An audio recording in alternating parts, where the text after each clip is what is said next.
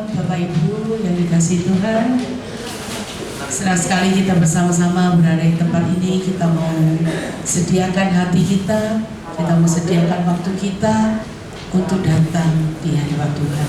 Sebelum kita mulai, kita akan doa pembukaan yang dipimpin oleh Angelina.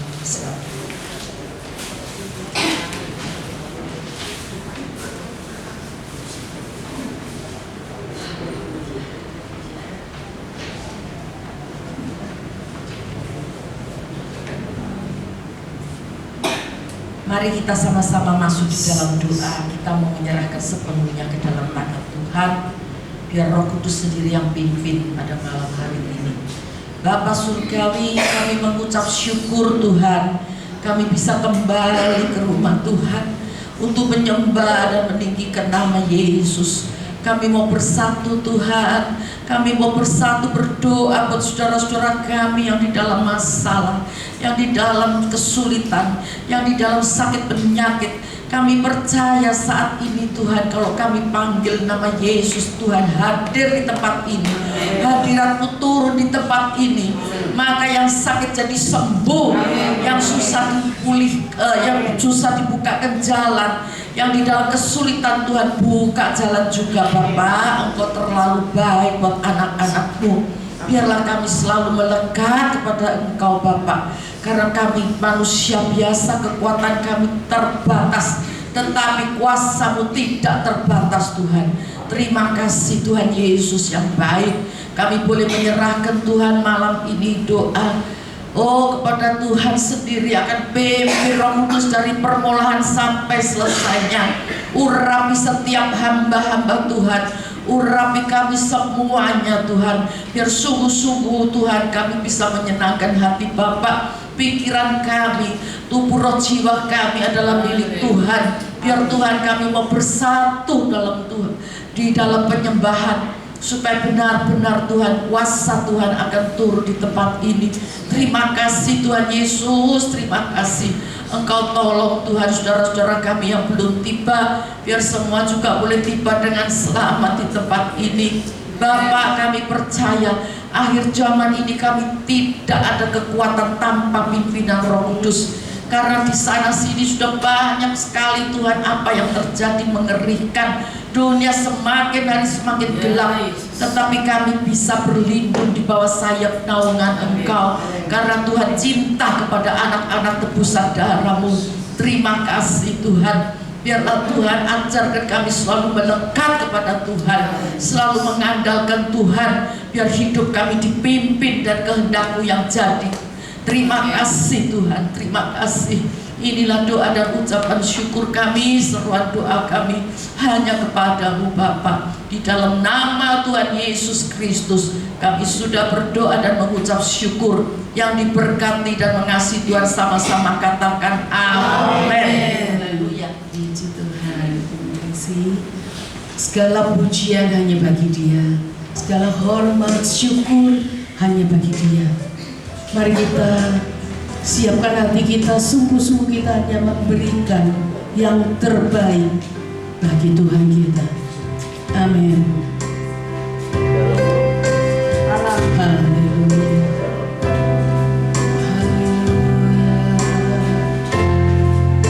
Mari sama-sama katakan, Yesus kemuliaan-Mu, Yesus kemuliaan-Mu, pulihkan hatiku,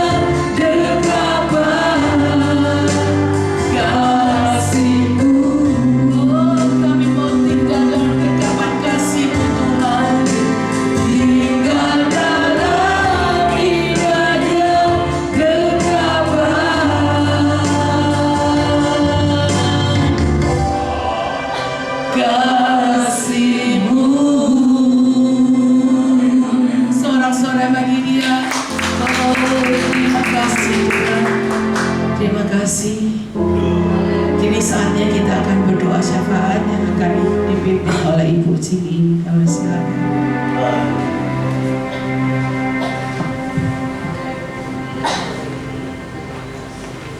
Syukur, terima kasih Bapak, terima kasih.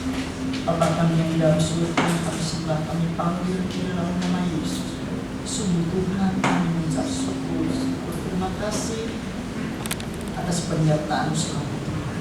Kami percaya bahwa jauh dari kami selalu menyertai kami. Bapak iman, terima kasih Bapak Yesus.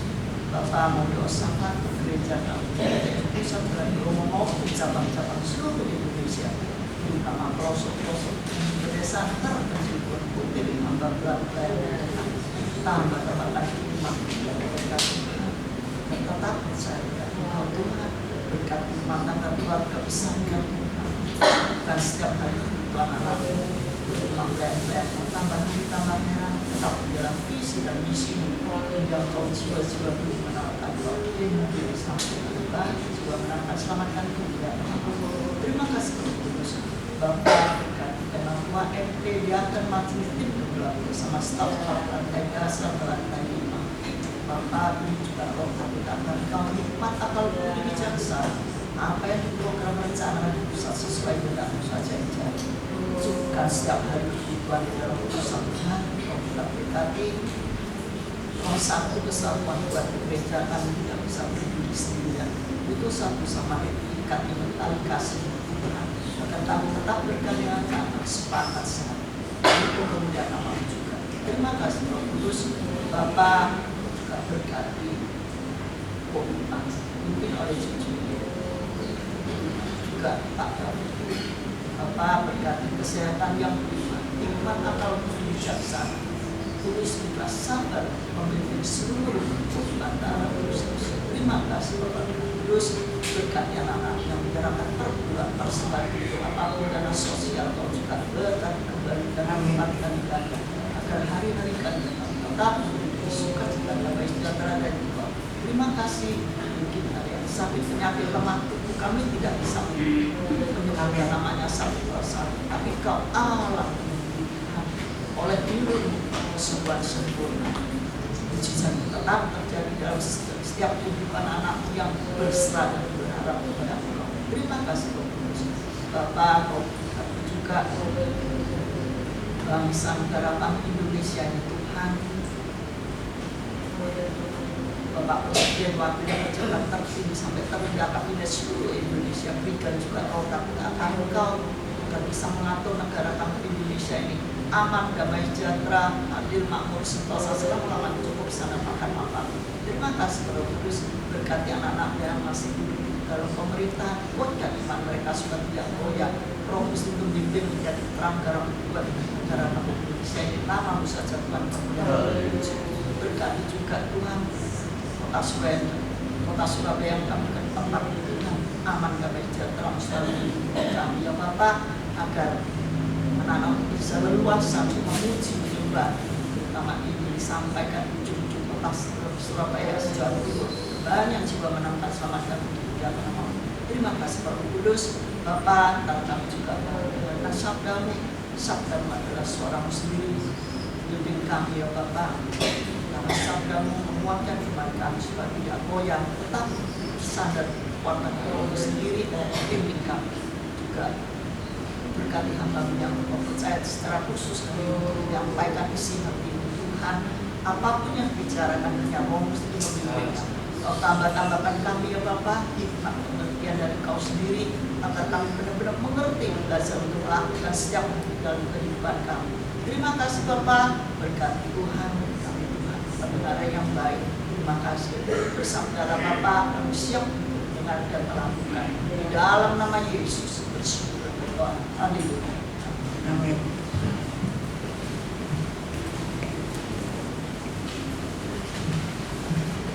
Shalom, selamat malam Bapak Ibu yang terkasih. Izinkan saya hanya mengingatkan saja bahwa besok Minggu latihan kur dan semua latihan persiapan Natal tetap diadakan. Saya harap seluruh yang terlibat dalam pelayanan tidak ada satu yang absen karena hari perayaan Natal sudah semakin dekat. Ya, jadi saya harap kerjasamanya tidak ada yang absen. Ya, puji Tuhan, malam hari ini kita akan dilayani oleh Ibu Evangelis Hana Yuliani. Waktu dan tempat saya persilakan.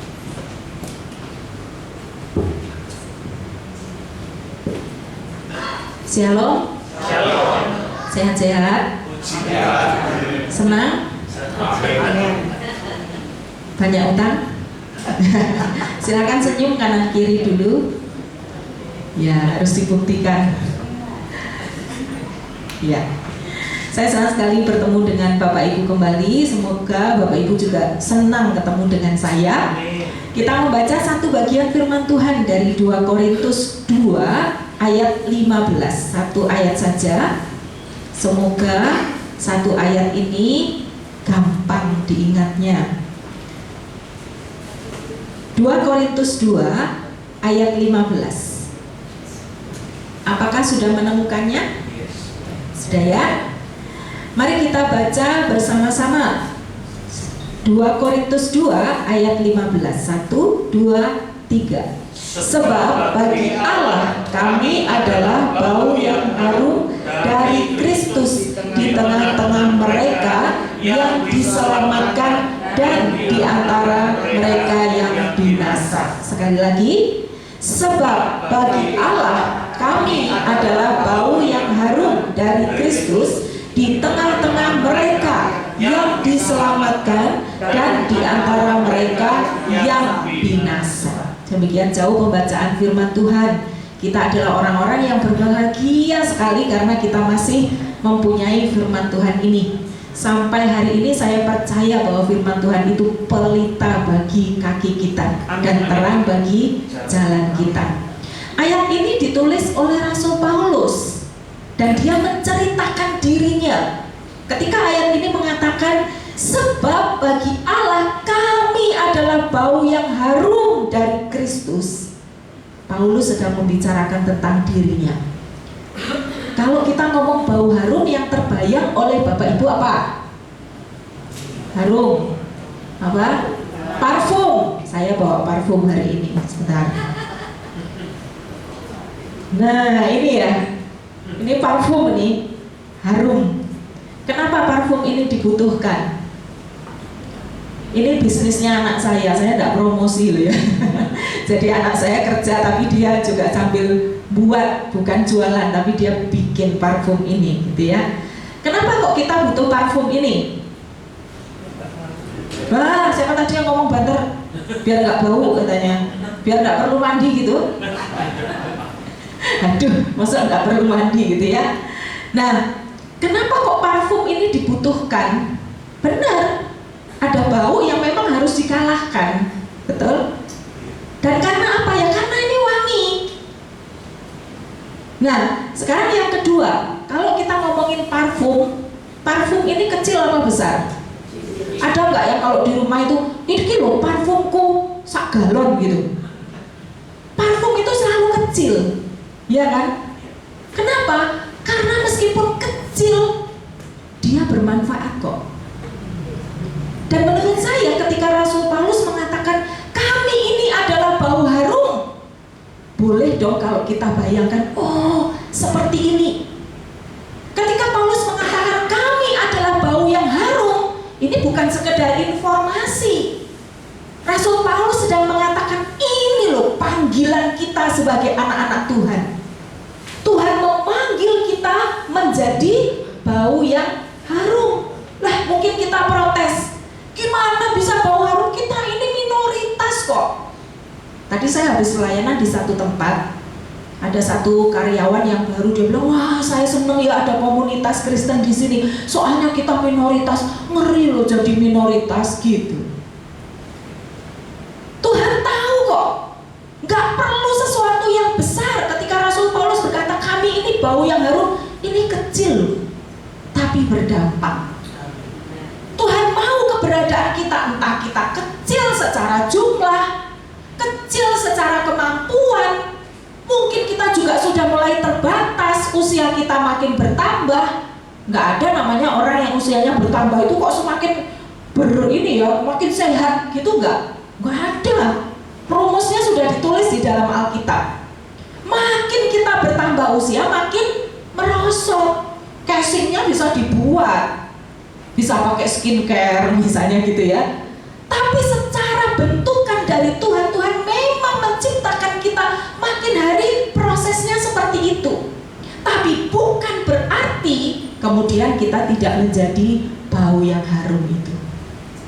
Persoalannya sekarang, kalau kita dipanggil untuk menjadi bau harum, kita dipanggil dengan segala keterbatasan kita itu berdampak secara luar biasa. Ini kalau saya semprotin itu wangi kabeh loh, ya kan? Gitu wangi.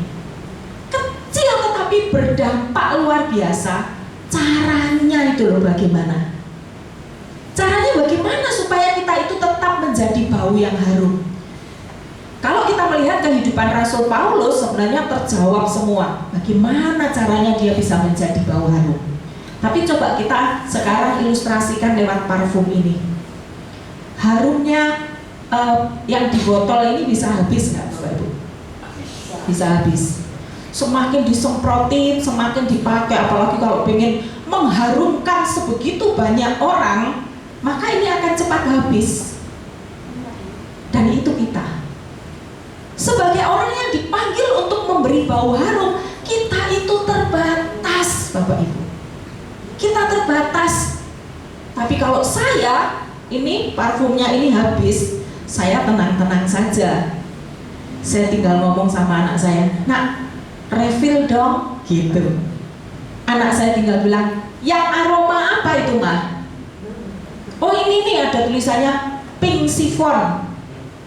"Oh, oke." Anak saya bilang, "Ada." Kalau nggak ada, cari biangnya.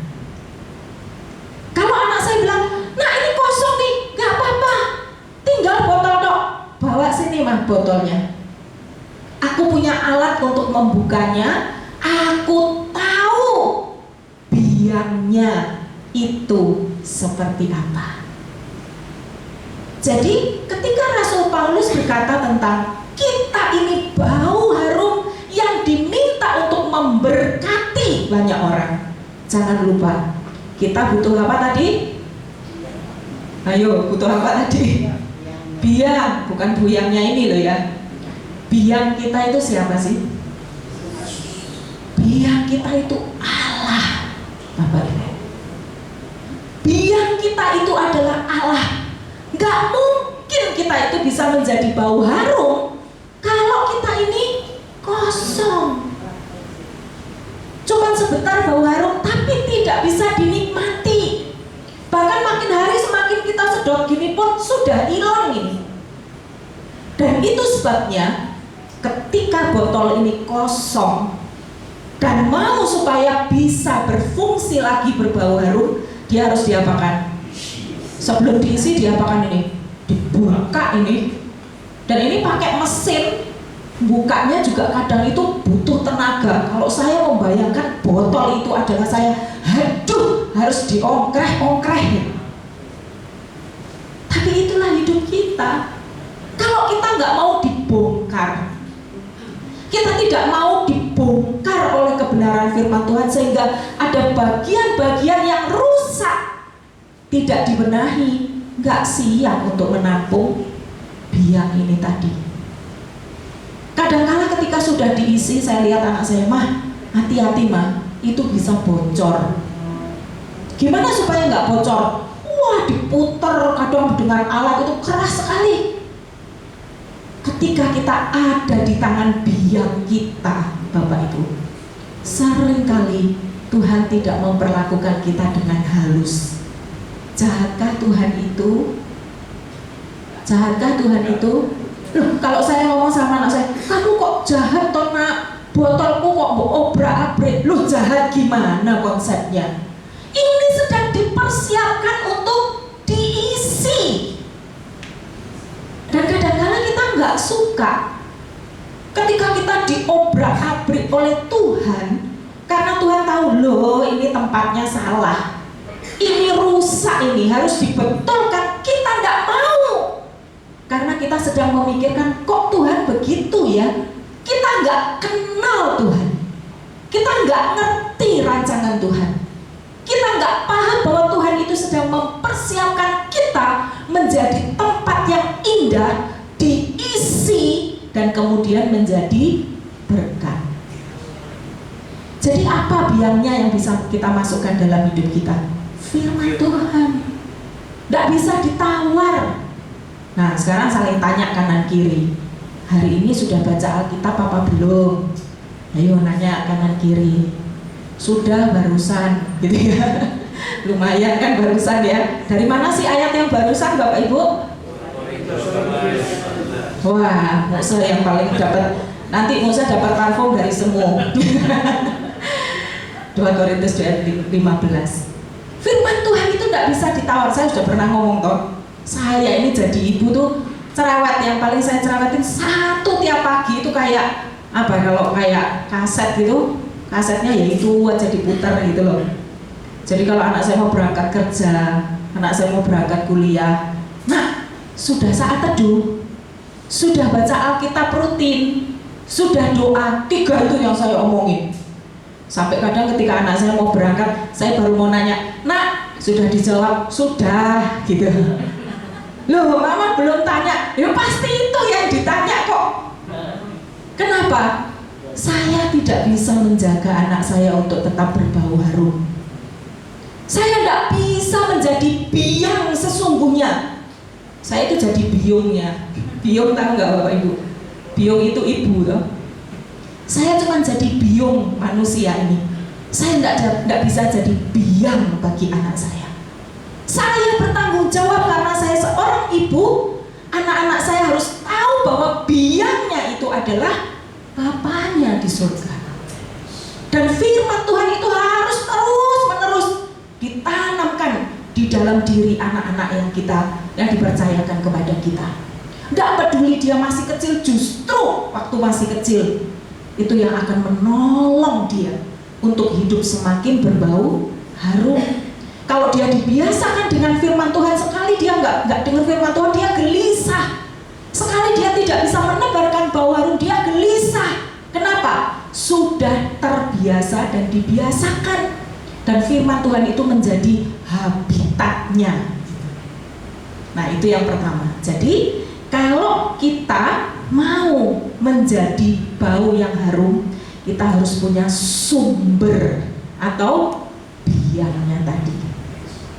Yang kedua, seringkali kita itu sulit sekali menjadi berkat. Seringkali kita itu sulit sekali memberi dampak seperti parfum ini. Kenapa?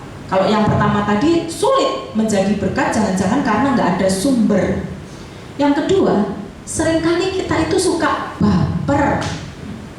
Apa itu baper? Ayo, tukar tambah. Itu barter. Baper itu bawa perasaan, sensi, betul nggak? Iya Pak, bener, mirip barter ya Pak ya. Dengarnya barter, iya.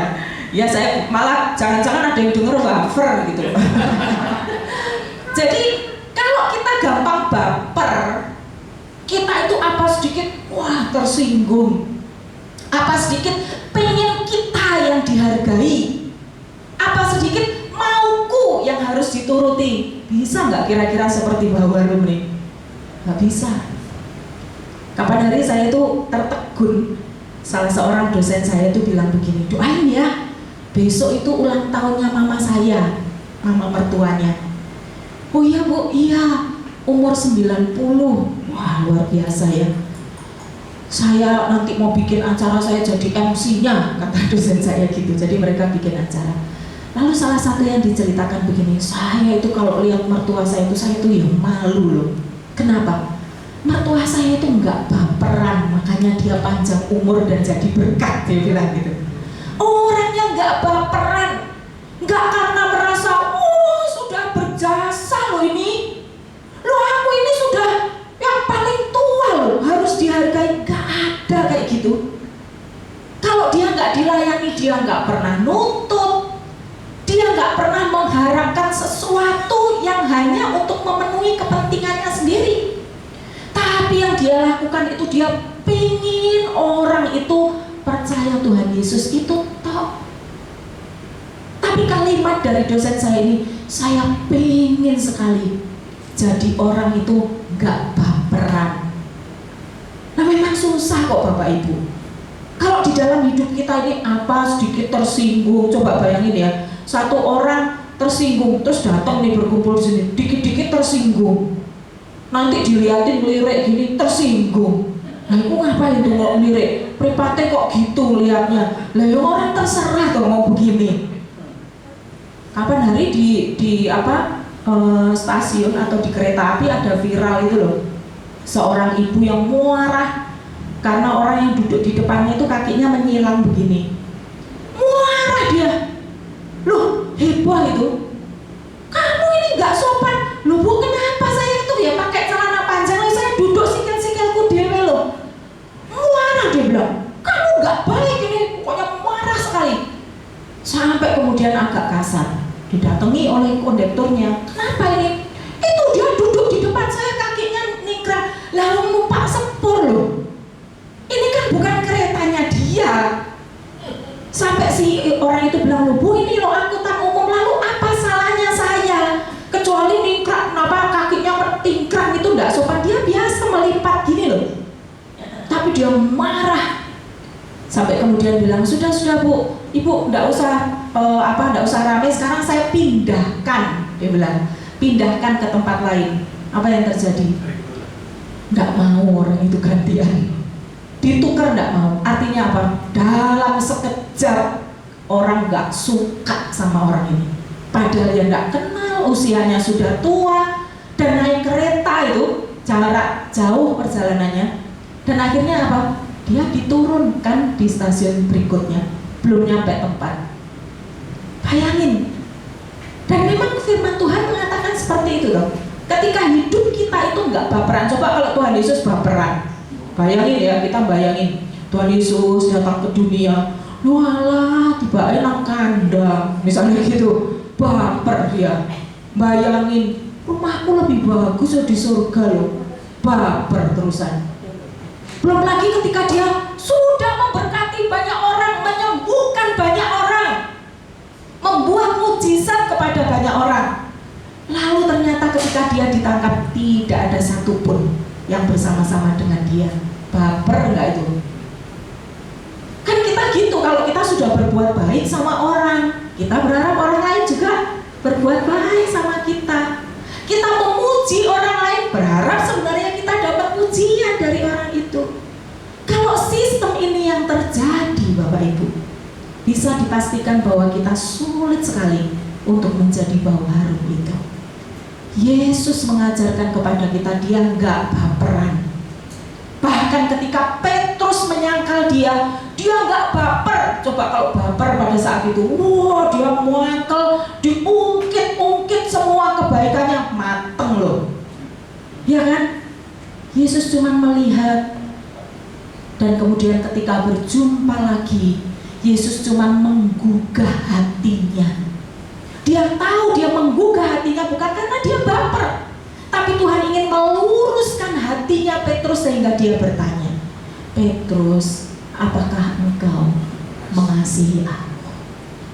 Pertanyaan ini bukan karena Yesus sensi, bukan pengen, wah aku harus dipuja-puja, bukan.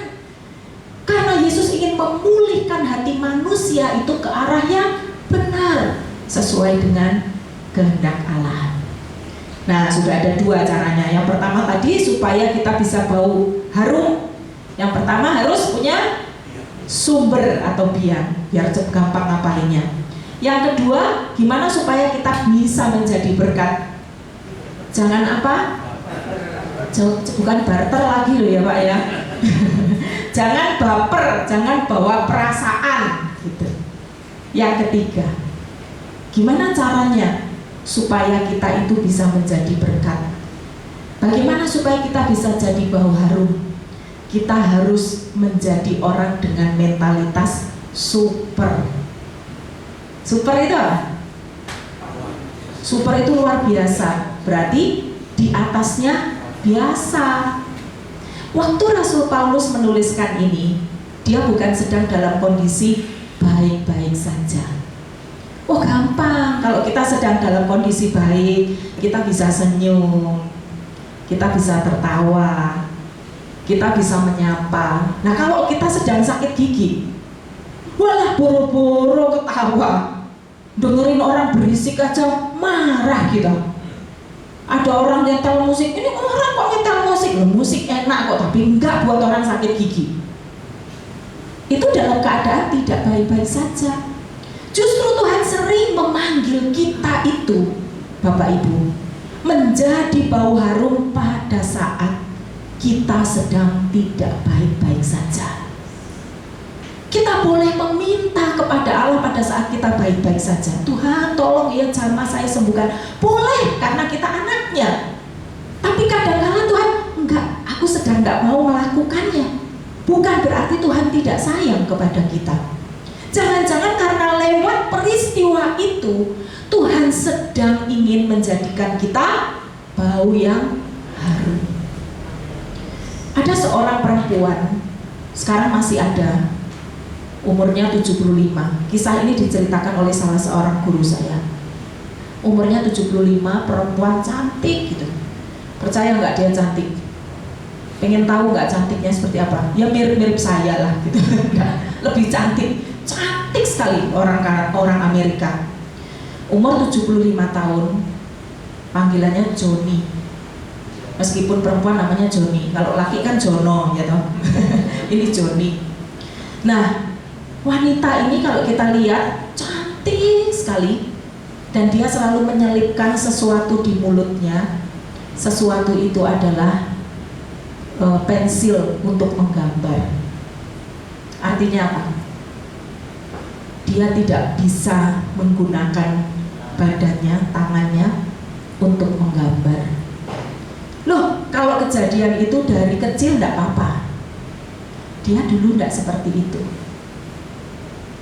Pada saat dia umur 17 tahun, waktu itu setelah ujian SMA gitu, dia bersama kakak-kakaknya, dia 4 bersaudara. Dia paling kecil. Dia seorang atlet, jadi cewek cantik, atletis. Dia mewarisi bakatnya atau keturunan dari bapaknya yang juga atlet. Lalu setelah ujian itu dia ajak kakak-kakaknya perempuan, ajak temennya, ayo kita pergi ke sebuah danau, kita akan berenang di sana. Nah kalau di Amerika memang memungkinkan ya. Kalau saya dulu kecil malah berenangnya di got gitu. Yang nggak kotor sih, tapi kalau hujan tok ada air, saya itu udah seneng. Karena saya nggak tinggal di Amerika ya, jadi nggak ada danau itu.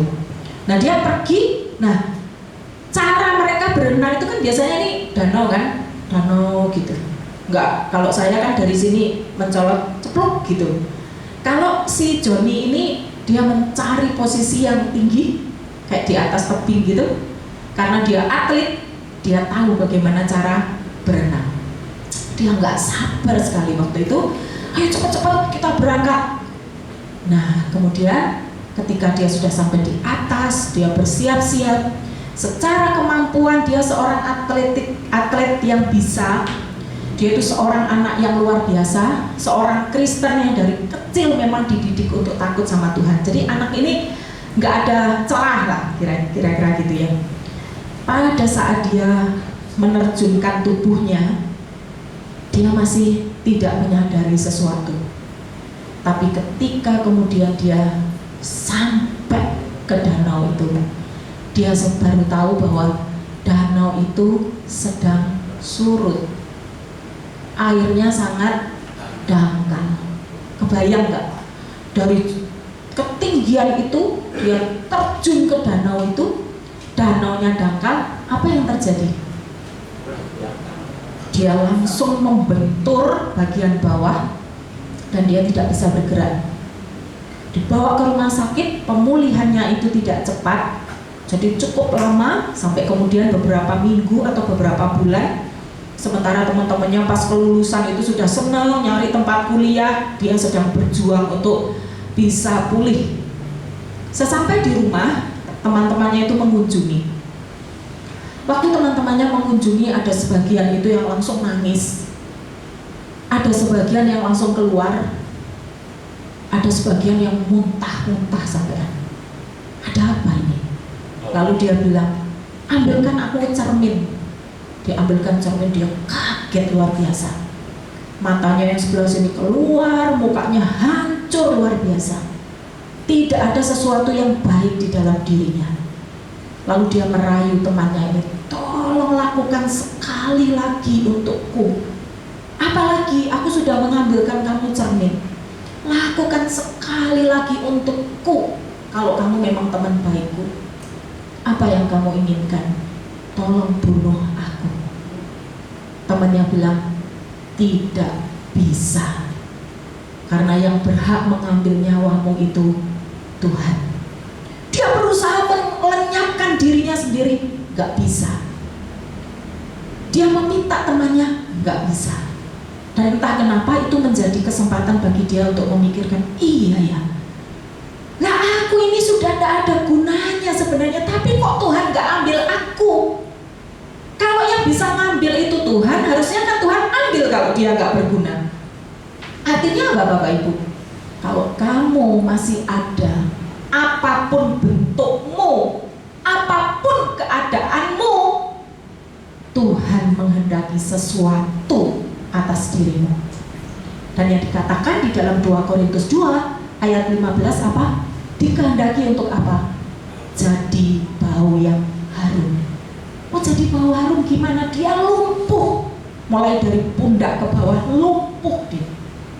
Wajahnya diobati, mungkin melakukan beberapa pembedahan, akhirnya pulih, dan memang dia menjadi sangat cantik. Tapi bukan itu yang menarik. Ketika dia menyadari, kalau aku masih ada di dunia ini, berarti aku memang harus jadi bau harum. Nggak peduli sekecil apa. Mungkin parfum itu segede ini, atau mungkin kecil sekali.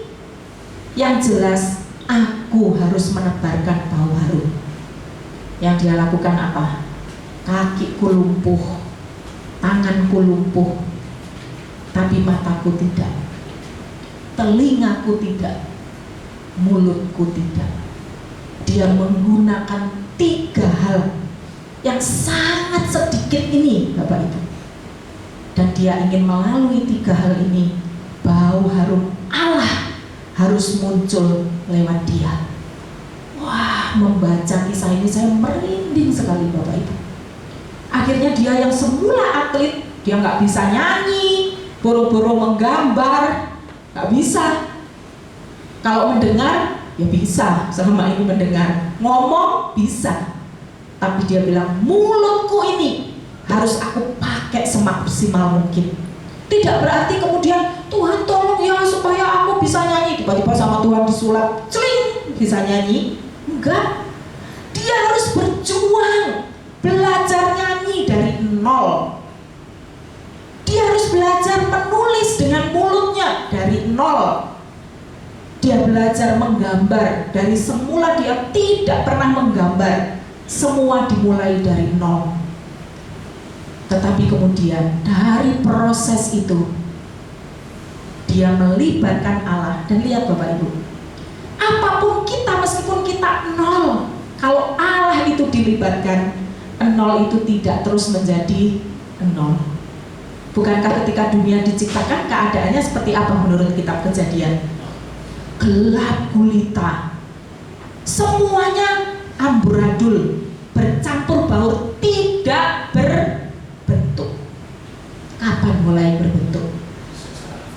Ketika roh Allah melayang-layang, kemudian Allah berfirman. Ketika Allah berfirman berarti Allah ada di situ. Immanuel ada di sana. Sehingga dari yang kata Alkitab itu tidak ada apa-apanya, kemudian kita dengar label yang dari Allah sendiri, semuanya sungguh sangat baik. Tidak ada yang di tangan Allah itu kemudian nol. Yang terpenting adalah kamu mau nggak dibentuknya, kamu mau nggak diobrak-abrik. Saya membayangkan ketika Adam sebelum diciptakan, Tuhan itu pakai tanah yang di sebelah mana ya?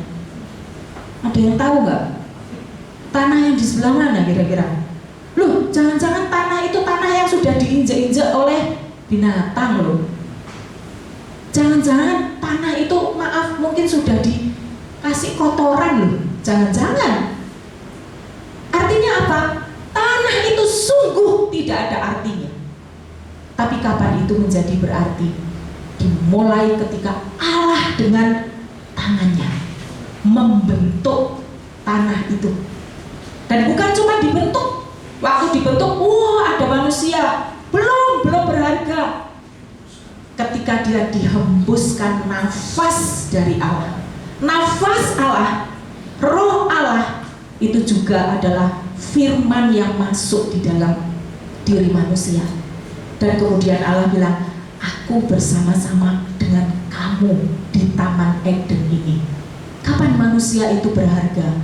Pada saat Allah membentuknya, pada saat Allah ada bersama-sama dengan dia. Cuman persoalannya yaitu, kita itu nggak nyadar bahwa kita ini adalah bau harum yang diminta Allah untuk ditebarkan. Untuk menjadi bau harum ini ada prosesnya. Saya bawa sesuatu lagi, sebentar, biar Bapak Ibu penuh kejutan hari ini. Kira-kira ada yang tahu saya bawa apa? Nggak barter loh ya Pak, ini ya Pak ya. Ini kopi, ini teman lembur saya kalau lagi belajar. Nih.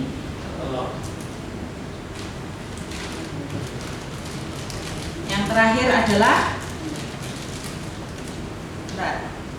bungkus basah. Apa ini? Tiga-tiganya pada saat dimasukkan ke dalam air yang mendidih untuk kurun waktu tertentu mengalami perubahan enggak? Mulai dari sini ya. Ini teksturnya keras apa lembek? Keras. Kalau nggak percaya boleh digigit. Ada yang mau mempraktikkan? Bapak mau? Ini keras teksturnya. Tapi pada saat dia direbus pakai air yang panas berjam-jam, apa yang terjadi? Wah, nenek saya senang sekali. Empuk soalnya. Nggak usah ngunyah keras-keras, tapi perubahannya apa? Dari keras itu menjadi lembek. Semakin digodok dengan lama, makin banyak. Jangan-jangan makin nggak bisa dinikmati. Kalau yang ini keras, dalamnya sebenarnya lembut. Wah, begitu dia dipanasin 5 menit, 10 menit, 15 menit, terjadi apa? Dalamnya juga keras sekali. Luarnya keras, dalamnya keras. Yang ini tadi direbus lembek. Sekarang bentuk yang ketiga. Ini adalah kopi. Ini asalnya seperti apa? Ada yang tahu? Biji. Sebelum jadi kopi seperti ini berapa kali proses? Coba kita bayangkan. Dipetik, ditanam dulu sampai merah kulitnya, terus kemudian diapakan? Dipetik. Setelah itu diapakan?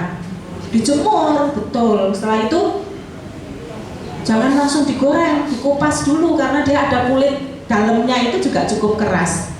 Nah itu biasanya ditumbuk, gitu ya. Setelah itu diapakan? Digoreng. Ada nggak orang goreng kopi, tapi kopinya nggak gosong? Kopinya gosong, gitu misalnya. Ada yang gini, loh kamu goreng kopi kok gosong? Harus gosong kan? Semakin dia gosong, makin hitam. Itu namanya kopi. Meskipun sekarang ada white coffee, itu saya nggak tahu dibuat dari apa. Tapi namanya kopi ini, aslinya dia nggak segosong ini. Kapan dia gosong? Dia harus digoreng. Jadi kalau di desa saya itu gorengnya pakai semacam kuali dari tanah itu, disangrai betul. Kalau digoreng itu, tetonggone mambu kabeh. Mambu orang goreng kopi biasanya gitu. Sing mambu orangnya apa kopinya sebenarnya? Tapi ngomongnya gitu ya, mambu wong goreng kopi. Loh kok wongnya sing mambu? Tapi memang benar kalau goreng kopi, orang yang di sebelahnya bau kopi loh. Saking kuatnya itu. Nah setelah dia jadi digoreng hitam, terus diapain lagi prosesnya? Ditumbuk atau digiling? Setelah itu apa lagi?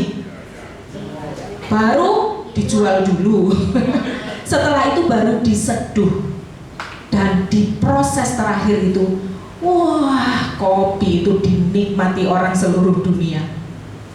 Bahkan jadi bisnis yang sangat-sangat menggiurkan.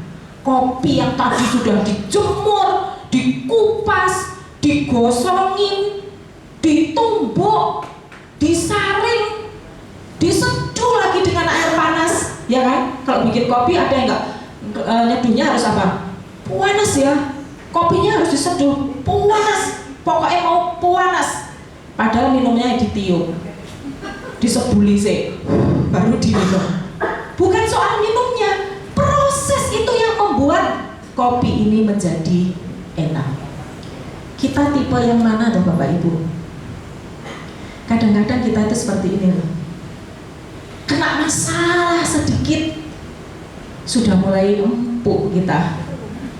Apalagi ada masalah yang berat, mulai makin menciut, aku nggak berdaya, Tuhan nggak sayang sama aku.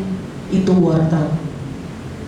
Ada juga orang yang seperti telur, sebenarnya hatinya lembut, kena masalah jadi keras hatinya.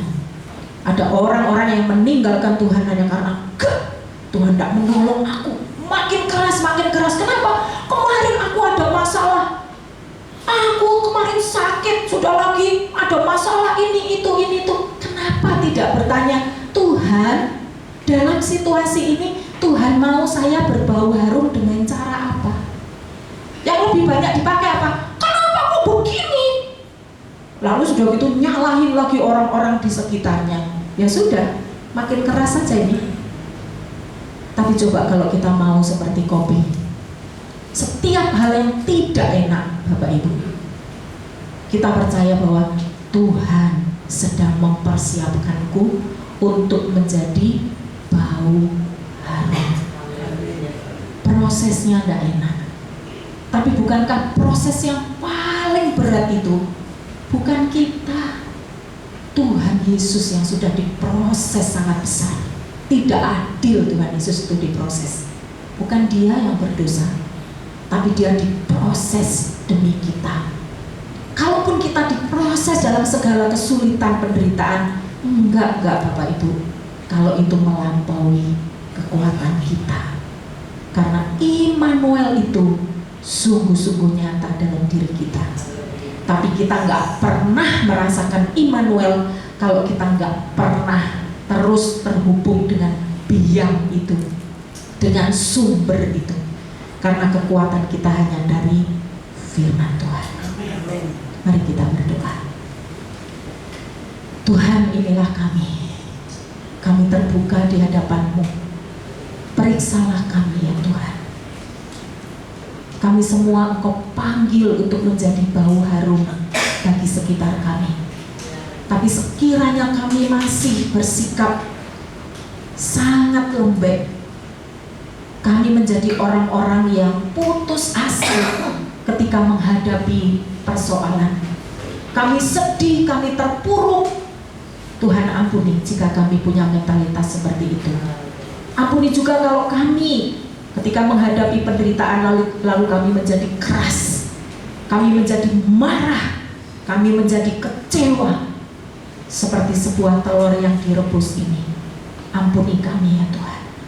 Tapi tolonglah kami untuk terbuka bahwa ketika Engkau memproses kami, ada kalanya ketika kami mengalami situasi yang tidak mudah, Engkau menyatakan jalan keluarnya, Engkau memberikan kelegaan kepada kami.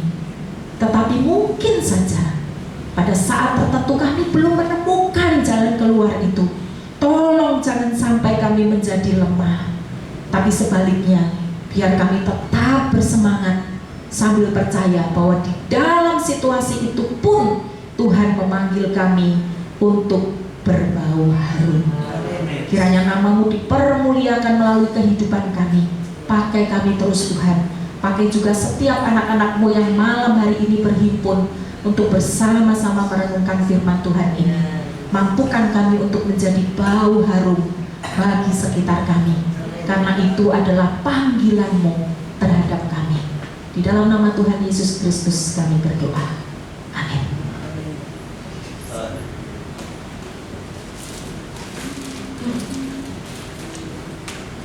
Puji Tuhan, seberapa dari kita yang diberkati oleh firman Tuhan malam hari ini, mewakili pengurus, pimpinan dan seluruh jemaat Mandarin di BPS Sawahan mengucapkan terima kasih buat pelayanannya.